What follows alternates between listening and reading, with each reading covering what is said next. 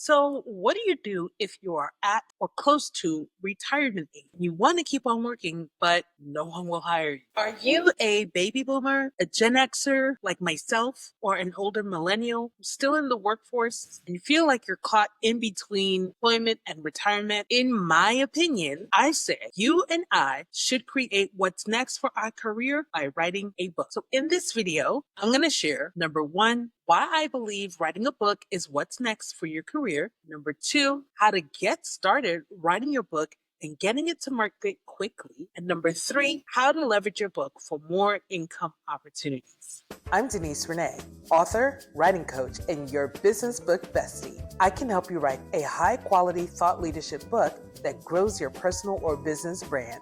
This video is one piece of that puzzle, so let's jump in. Hey besties. So I wanted to create this video because of an article that I recently came across. It's from Business Insider and it was published on July 4th, 2025, and it's called, I Was Laid Off at 65. Now I feel forced into early retirement. And just to give you just a few highlights from the article, it's about a woman named Mary Jane Surriette. She's 65. And she was laid off from her job in February of 2025.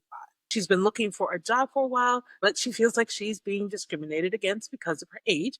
And so because she's just not getting anything, she's like, well, I guess I'm going to have to do the retirement thing pretty soon. But she doesn't really want to. Clearly, she has a lot of vibrancy still left, and she has much left to give. So she was recently working in retail at Kohl's and was laid off from there. She's a former senior marketing manager. She's based in the Boston area, Boston, Massachusetts. And she echoes what I truly believe a lot of valuable older workers, especially people who have been in management, have been educated. They're not just bringing physical labor to the plate. In her case, she said, my age makes me a good candidate. She highlights that makes her a benefit to a company is that she's fine with taking a salary cut. She's not looking to climb the corporate ladder and take somebody else's job. So she's not competition in that perspective. She's not young. She's not looking to have kids, doesn't need that kind of time off. And she brings a wealth of experience with her. That is something that's invaluable. And as an employer, I would think that you would want to be able to get great people on the cheap, so to speak. I mean, she's willing to take a pay cut. And she says, but right now I think about how I can actually do something to help people rather than selling pencils, toothpaste, and underpants. I can actually go up and do something with all this talent and knowledge I have. And that's my point. The more experience that we get, you would think that logically it means a better worker. But in our culture where we really praise and prop up youth, unless you are the owner of the company, no, unfortunately, no. The world of employment, it doesn't work that way. So that's why I believe that taking all of that knowledge and experience that you have and sharing it in the form of a book is the best way to go. And I say, do it now while you are still employed.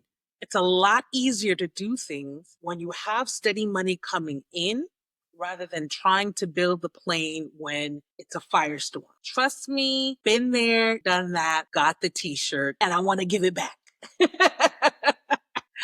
But what's nice about writing a book is that, number one, it makes use of the skills and the knowledge that you already have. Sometimes people think that, oh, well, I have all this experience, but everything is becoming AI. Well, guess what? Principles don't change. Technology changes, but principles don't change. Human psychology, it ain't never changed since the dawn of time. So if you know how to manage, if you have been in the position where you've been able to observe different business cycles, trust me, what was old will become new again. What happened before is likely to happen again.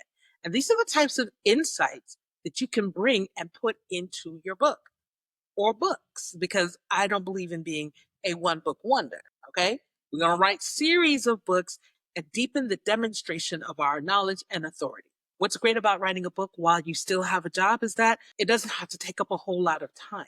It certainly does not have to take up any time that you're using on the job. It's short little writing spurts before work, during your lunch break, and after. Just have to dedicate the time and have a proven system to follow, and we'll get to that really shortly. Another great thing about writing a book is that your book can play nicely in the industry you're already in. So if you've been in management, if you've been in sales, if you've been in systems, if you've been in operations, write about what you have been doing. Even if you have a dream of like being a fiction fantasy author, that's okay. Let's just get yourself established as an author first.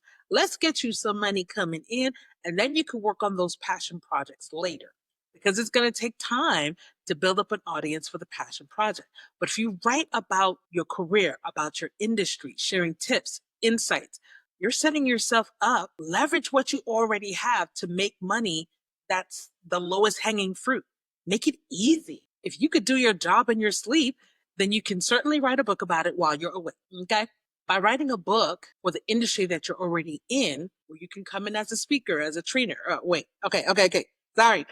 I'm getting a little bit ahead of myself because these are things that we're going to talk about in section 3 of this video.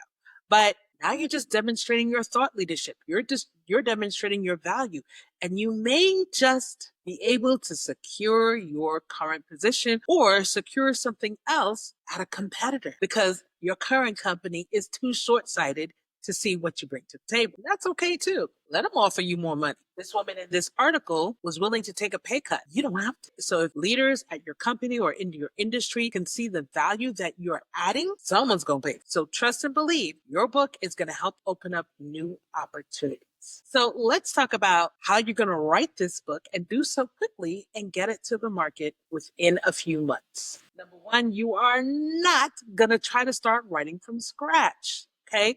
There is no need to reinvent the wheel. You want to write not from scratch, but from strategy. Before you write your first word, there's certain things that you just need to know, especially when it comes to writing a book that's going to help you further your career or help you launch a related adjacent career. We'll get to in section 3. So to start writing with strategy, you need to, number one, understand who your target market is for your book. Number two, you need to decide what problem you are solving for your target market based on your particular skill set and expertise. Number 3, you need to choose the best framework for your content. And number 4, outline your content and come up with a game plan for writing your book. So if this all sounds good, but you're not exactly sure how to put this all together, no worries. Your Business Book Bestie has got you. I put all this together for you in a resource that I call 4 Steps to Start Writing Your Book. Get it at writingwithdeniserenee.com/4 steps. I've dropped the link also in the description of this video. It is going to walk you through everything you need to know to set you up with the right strategy, and it will also help you get your first words on the page. Plus, create that writing plan so that you're able to write your book in the next 3 to 4 months. Because writing a thought leadership book doesn't have to take long, and neither does the book have to be War and Peace length. You could write a book that's between 50 and 100 pages, that's quick, impactful, and gets the job done because it's written on a very tightly focused subject. If you feel like you have a lot to say, write more books. Okay? Every book that you write has to tackle one issue, one problem. With dedication, you definitely can put out a high quality thought leadership book and get it to the market in about 3 to 4, maybe 5-ish months. You're going to do so successfully if you decide to make certain investments. You're going to want to invest in the right help so that you put out the best product that's going to accomplish your goals. So prepare yourself to invest in editors or a writing coach, such as myself. Invest in getting your book cover design professionally done. Canva's great, but unless you are an expert at using Canva, please don't try to do your own book cover for your first book. Trust me, I know. Been there, done that. Got the t-shirt, and I want to throw it away.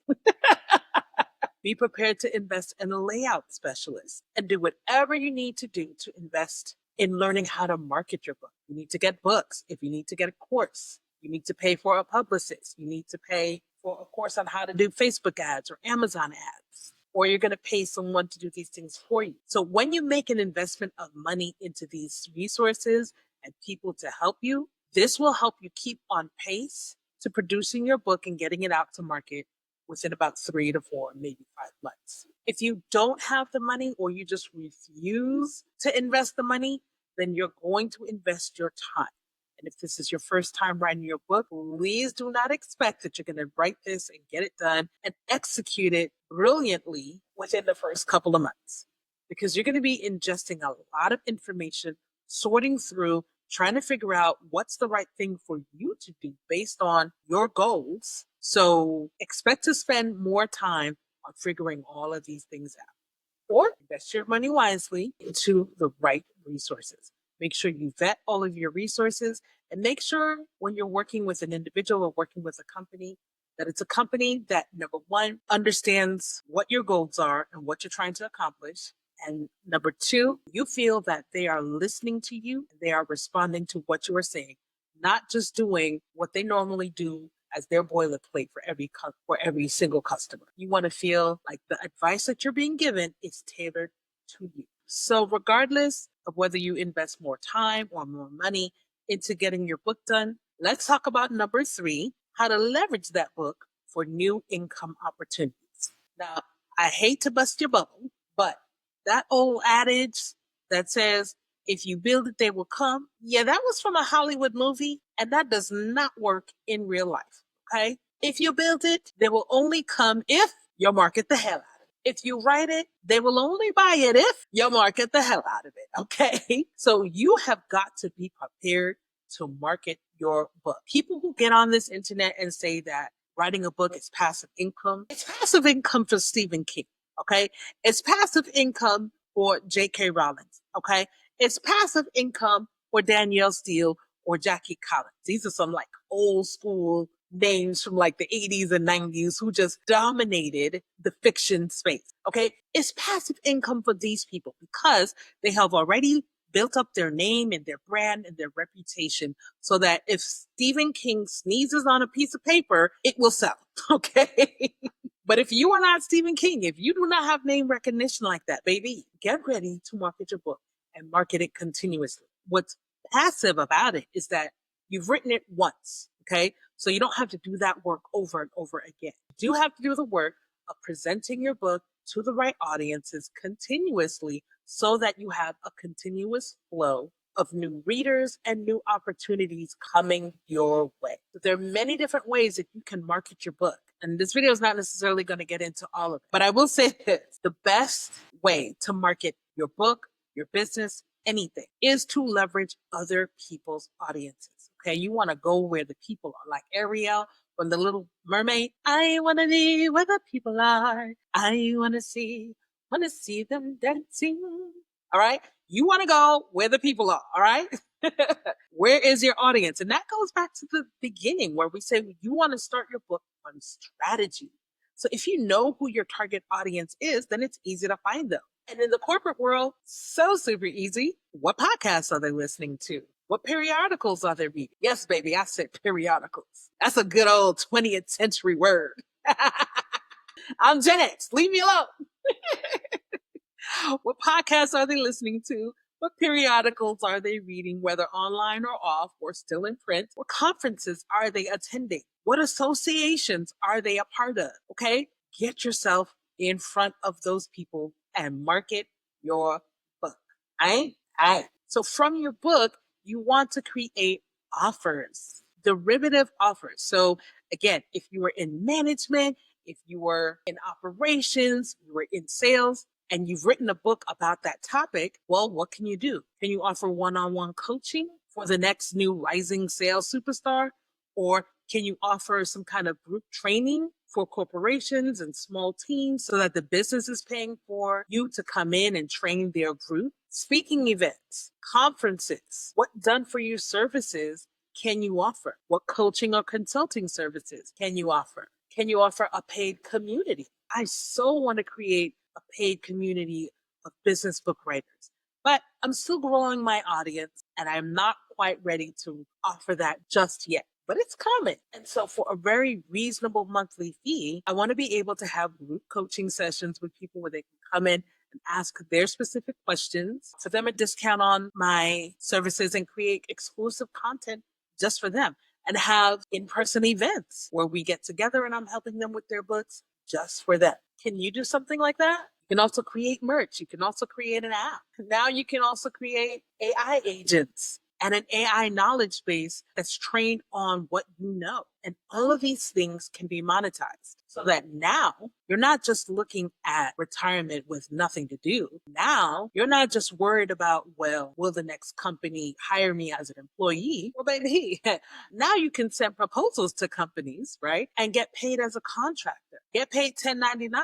Now you're getting paid more and probably working way less. You're leveraging your knowledge. You're leveraging your time. If you're coming in and training a group of 50 people, I mean, how difficult is it to go and find 50 individual clients when the corporation can cut you a good old 5-figure check to come in and train their people for one day? Baby, listen, I'm working on my path to them 5 and 6-figure check, corporate training checks. Trust and believe. One day a month?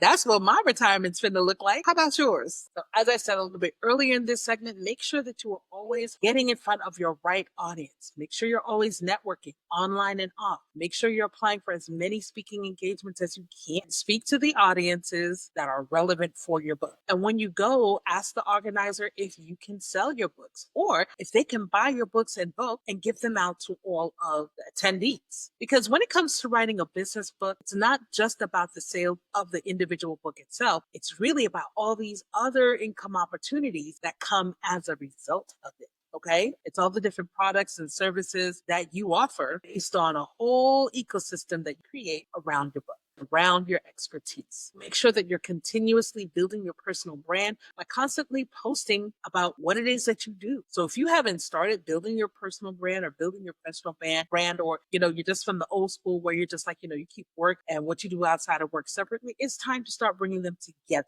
Okay. And especially if you are writing about a topic that's related to the industry and the work that you currently do. Yes, back in the day, companies frowned upon what was considered moonlighting. That's a term from the 80s that my mom used to say when I was a kid. She was like, companies don't want to know that you're moonlighting on the side, you're doing another job. Get instantly fired for that. Now, side hustle culture is normal. And some smart companies are recruiting people either as contractors or as an employees who are already operating a side hustle. That's how they got to know them. That's how they know that this person could do the job that they're looking for.